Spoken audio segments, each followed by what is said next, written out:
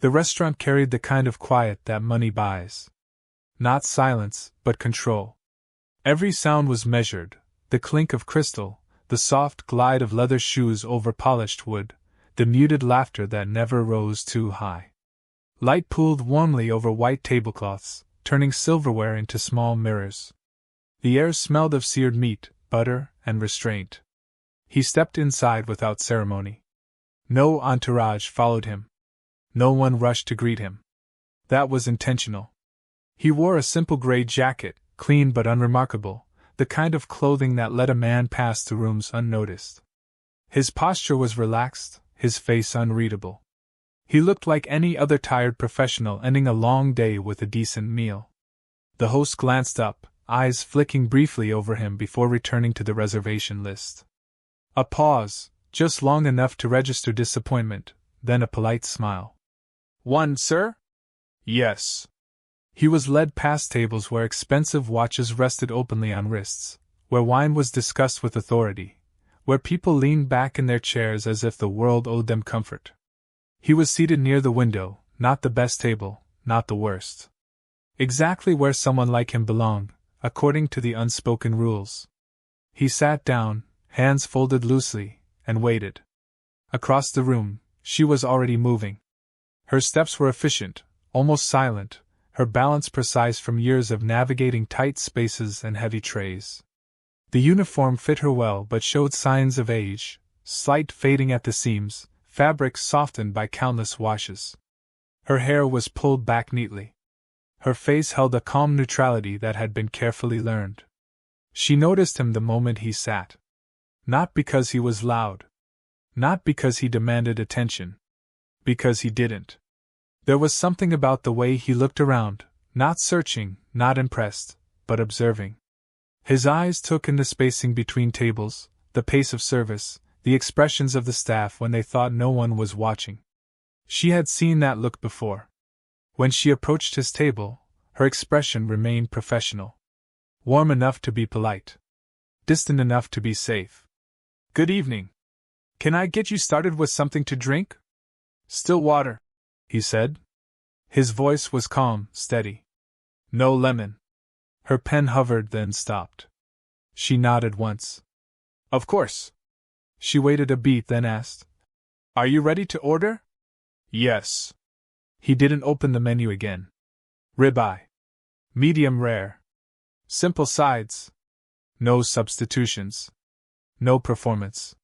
She wrote nothing down. "I'll put that in for you." As she turned to leave, something made her glance back. Just for a moment. His gaze lifted at the same time, meeting hers. There was recognition, not familiarity, but awareness. Like two people realizing they were not the only ones paying attention. She broke eye contact first. The manager watched from across the room, arms crossed, jaw tight. He followed her path with his eyes, then looked back at the man's table, lips curling slightly. She returned with the water, placing the glass carefully, aligning it with the edge of the table as if precision mattered. Her hand brushed the tablecloth for balance. Her fingers were steady. "Enjoy," she said softly. As she straightened, her other hand moved with practiced subtlety, sliding something flat and folded beneath the edge of his plate. The motion was so smooth it could have been mistaken for nothing at all. She walked away without looking back. He reached for the glass, intending to take a sip, when his fingers brushed paper. He paused. Slowly, he shifted the plate just enough to see it. A folded note. No logo. No flourish. Just plain paper. He stared at it for a long second, then unfolded it carefully. The words were written in neat, deliberate strokes. "I know who you are. You came here to see the truth. Tonight, don't look away."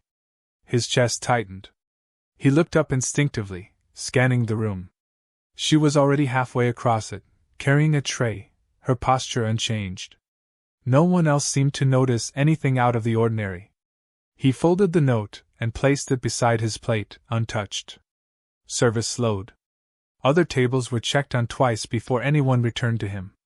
A server laughed loudly near the bar, leaning into a group of regulars. The manager walked the floor with exaggerated confidence, offering recommendations, clasping shoulders, ignoring certain tables entirely. When she passed the manager, he stopped her with a sharp gesture. "Table 12 is still waiting," he said, voice low but pointed. "They asked for more time," she replied evenly. He glanced toward the window. "He ordered a steak." "Yes." The manager's eyes narrowed. "We have standards here." "So do I," she said. His mouth tightened. "Just do your job." She nodded once and moved on.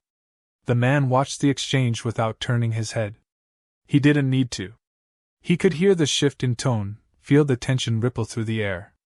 This was not unfamiliar territory. He had walked through places like this all his life, sometimes welcomed, sometimes dismissed, often underestimated. But this was different. The note weighed on him. When the steak finally arrived, it was perfect. The sear precise. The aroma rich and inviting. She placed it down gently, aligning the cutlery as if this table mattered just as much as any other. "Is there anything else you need?" she asked. He hesitated, then said quietly, "Why did you write it?" Her eyes flicked to the note, then back to his face. She leaned in slightly, lowering her voice. "Because some people come here to eat," she said. "And some come to see." Before he could respond, she straightened and moved away, leaving him with the plate, the note, and a room that suddenly felt much smaller. He cut into the steak, tasted it. It was excellent. But his appetite was gone. Across the room, the manager laughed too loudly again. A glass shattered near the bar, followed by a forced chuckle. Life went on, smooth and polished, just as it always had. He folded the note once more and slipped it into his jacket pocket. This was only the beginning. The room grew louder without actually changing its volume. Conversations overlapped, laughter bounced off the walls, forks scraped plates in polite rhythms, yet beneath it all ran a current of tension that hadn't been there before. It pressed against the man's ribs as he sat back, hands resting loosely on the table, eyes calm while everything inside him sharpened. He didn't call for service. He waited. Minutes passed. Other tables were checked on again. Wine was poured. Compliments were exchanged like currency. No one approached him. The empty space around his table became intentional, a quiet exclusion masked as oversight. Across the room, she moved faster now. Her tray was heavier, her steps quicker, but her face remained composed. She navigated apologies from guests who weren't owed them and absorbed sharp looks from coworkers who resented the way attention flowed, or didn't. Every time she passed the manager, his gaze lingered too long, searching for a reason. She felt it building. A couple at a nearby table snapped their fingers when she walked past. "Excuse me," the man said without looking up from his phone. "We've been waiting." "I'll be right with you," she replied calmly. "You said that already?" She stopped, turned, and met his eyes. "I said I'd be right back. And I am," he scoffed, loud enough for others to hear. "Unbelievable." She moved on. The man at the window saw it all. The way her shoulders stayed squared. The way her breath remained steady. He'd spent years in boardrooms watching people fracture under far less pressure. The manager intercepted her again near the kitchen doors. "What is your problem tonight?" he hissed. "I don't have one," she said. "But you seem to." His eyes flicked toward the dining room. "You're slow. Distracted. And you're making guests uncomfortable. By doing my job. By forgetting your place." The words landed hard. She held his gaze. "My place is here. Serving. Respectfully." He leaned closer. "Then remember who signs your paycheck." She stepped around him without another word. The man's jaw tightened. He took a slow sip of water, eyes never leaving the exchange. This was the part most people missed. Not the shouting. Not the overt cruelty.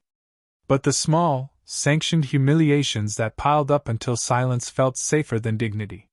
When she returned to his table, she didn't ask how the steak was. She didn't refill the glass. She simply stood there for a moment, waiting. "Everything all right?" he asked quietly. "Yes," she said. For now.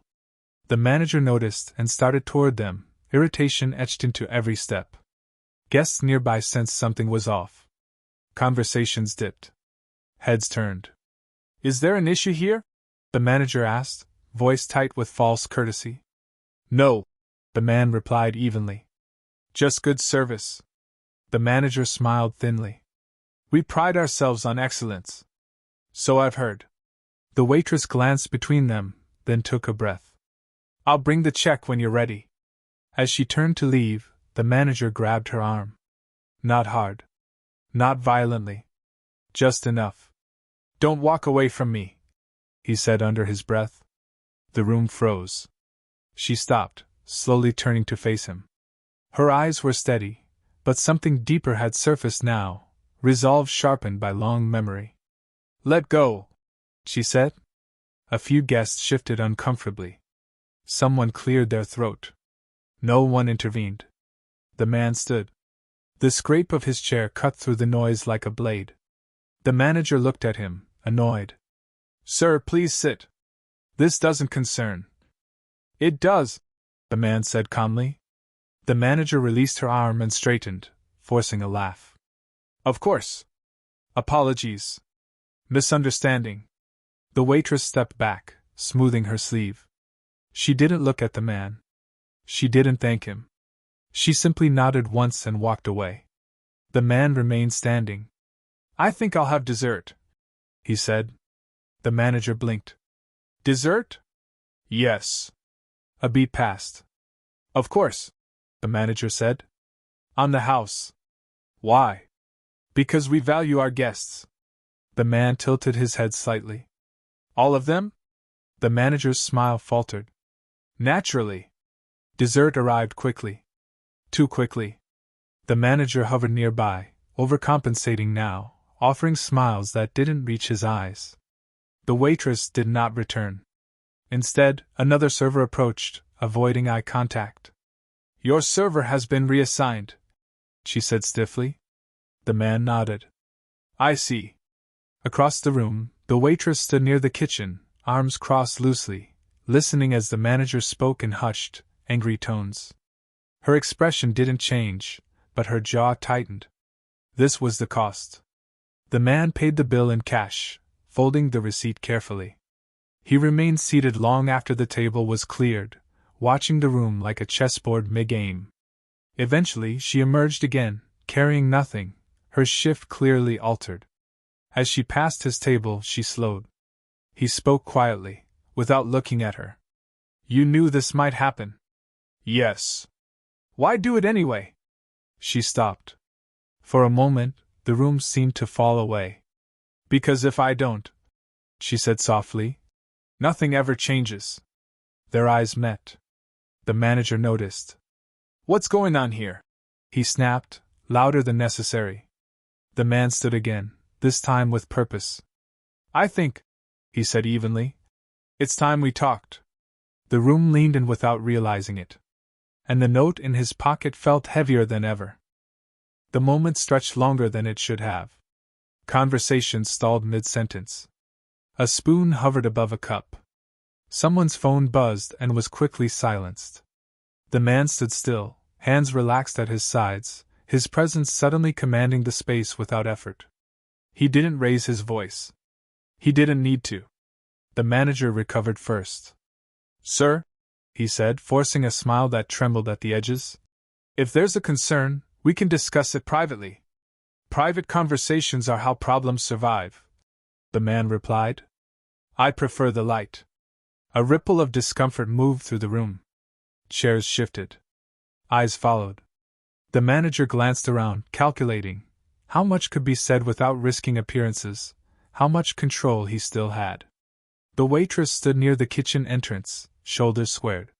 She hadn't planned for this moment to arrive so soon. Her heartbeat was steady, though each thud echoed like a drum in her ears. She had learned long ago how to stand still when a storm was about to break. The man reached into his jacket pocket and felt the folded note between his fingers. He didn't take it out yet. He wanted to hear her voice again first. You reassigned her, he said. Why? The manager cleared his throat. Operational needs. Explain. She was distracted. Slower than usual. We aim to maintain a certain standard. The man nodded slowly. I watched her serve half this room while being obstructed at every turn. The manager bristled. Sir, with respect. Respect is not a tone, the man said. It's behavior. A few guests exchanged glances. Someone near the bar leaned forward, elbows on the counter.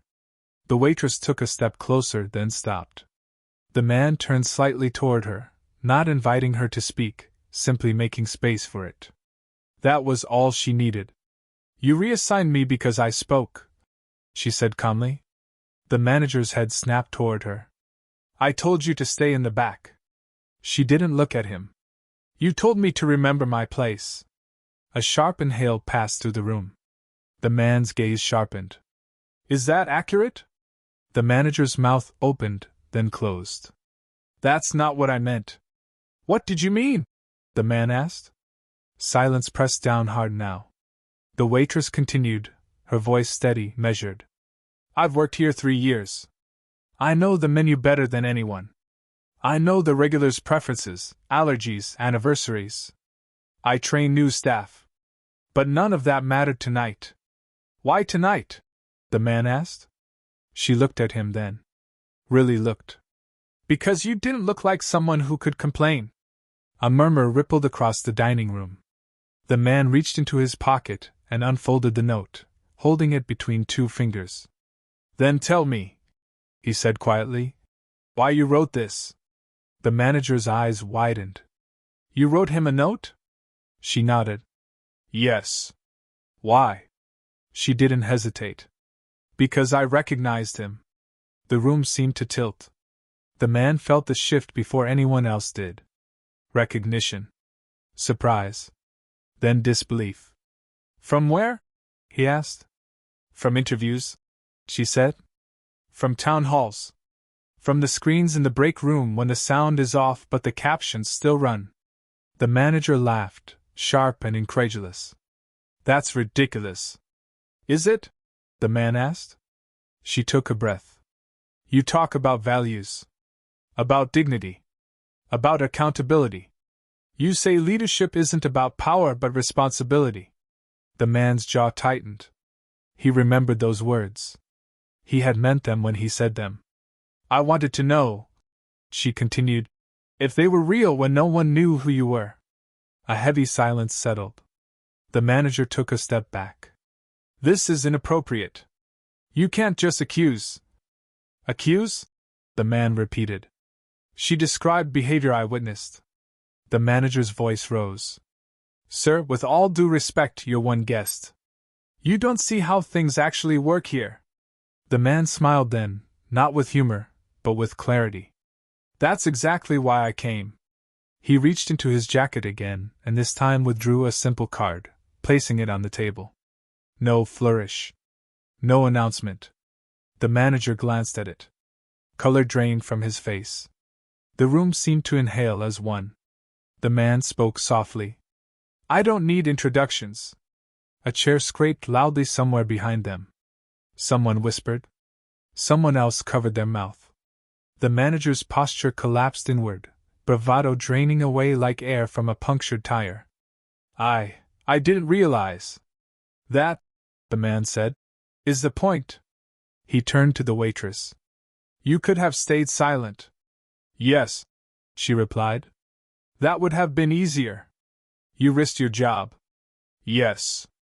Why? She considered the question, eyes steady. Because silence costs more. The manager found his voice again, thin and desperate. Please, this can be explained. We can handle this internally. The man shook his head. Internal handling is how patterns form. He turned back to the room. How many of you have seen this happen? He asked, not accusing, just asking. A few eyes dropped. One hand lifted hesitantly, then another. Not many. Enough. The waitress felt something loosen in her chest. Not victory. Validation. The man looked back at her. What would you have done if I hadn't stood up? She answered honestly. I would have gone home. And come back tomorrow. And done my job. Like always. Something in his expression shifted then, respect, tinged with regret. He folded the note carefully and placed it on the table. You came here to work, he said. I came here to learn. The manager swallowed hard. Sir, please. Stop, the man said quietly. The word carried weight. You've spoken enough. He turned to the waitress once more. You ended your note with a request. She nodded. I asked you not to look away. He met her gaze. I won't. The room waited, suspended between what had been and what was about to be. No one breathed easily. Not yet. The silence that followed did not feel empty. It felt heavy, deliberate, as if the room itself understood that something irreversible had just occurred. The man did not rush to fill it. He let the weight settle, let every person present sit with what they had seen and heard. Then he moved. Not toward the exit. Not toward the manager. Toward the center of the room, where everyone could see him clearly now. He adjusted his jacket once, a small, habitual gesture, and spoke with the same calm tone he had used all evening. I didn't come here to embarrass anyone, he said. I came here to understand what my company looks like when it thinks no one important is watching. A few people shifted in their seats. The manager stood rigid, hands clasped so tightly his knuckles had gone pale. The man continued. What I saw tonight was not a single mistake. It was a pattern. And patterns don't happen by accident. He turned slightly, enough to include the waitress without placing her on display. She did her job with professionalism, restraint, and courage. The response she received tells me more than any report ever could. The manager cleared his throat, desperation edging into his voice. Sir, I can explain. We've been under pressure lately. Staffing issues. High expectations from clientele. Stop, the man said again, more firmly this time. Pressure reveals character. It doesn't excuse behavior. A murmur rippled through the room. Some guests nodded almost imperceptibly. Others stared at their plates. The waitress stood still, hands loosely folded in front of her. She was aware of every eye on her, but she did not shrink from it. Years of being unseen had taught her how to stand tall when visibility finally arrived. The man reached into his pocket and removed his phone. Human resources will be here in the morning, he said. So will regional leadership. Until then, you are relieved of your duties. The manager's face crumpled. You're firing me? Over a misunderstanding? No, the man replied. Over repeated choices. The words landed with finality. A chair scraped loudly as someone stood, then sat back down again, unsure. The room exhaled slowly, as if everyone had been holding their breath for far too long. The man turned back to the waitress. You wrote that note knowing you might lose everything. Yes, she said quietly. Did you hope for this outcome? She shook her head. I hoped you'd see it. Whatever came after. I accepted. He studied her for a long moment, then nodded. That's integrity. He reached into his jacket once more and removed a card, holding it out to her, not as an offer, but as an invitation. There's a leadership development program we run, he said. Most people don't know it exists. It starts with listening, not managing. I'd like you to consider it. The room went still again. She looked at the card but did not take it immediately. I don't have a business degree, she said. You have something rarer, he replied. Perspective. She took the card then, carefully, as if it were fragile. I'll think about it. That's all I ask? He turned back to the room. If anyone here has experienced or witnessed treatment like this and stayed silent, I understand why, he said. Silence can feel safer. But safety without dignity is just another kind of loss. No one spoke. A few heads bowed. The man picked up his coat from the back of the chair. I'll settle the remaining checks, he said. And I expect every member of staff to be paid for the rest of the evening. A server near the bar blinked in surprise. Someone whispered a quiet thank you.